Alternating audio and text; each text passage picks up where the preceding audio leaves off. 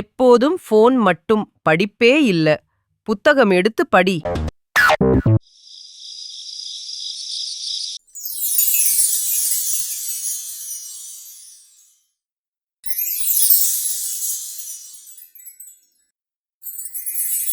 நீ என்ன மறந்துட்டே.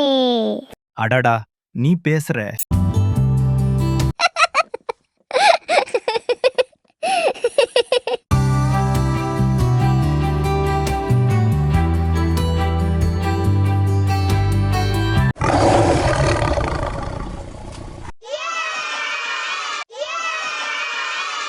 என்னை பயன்படுத்தினா உன் கனவுகள் உயிர் பெறும்.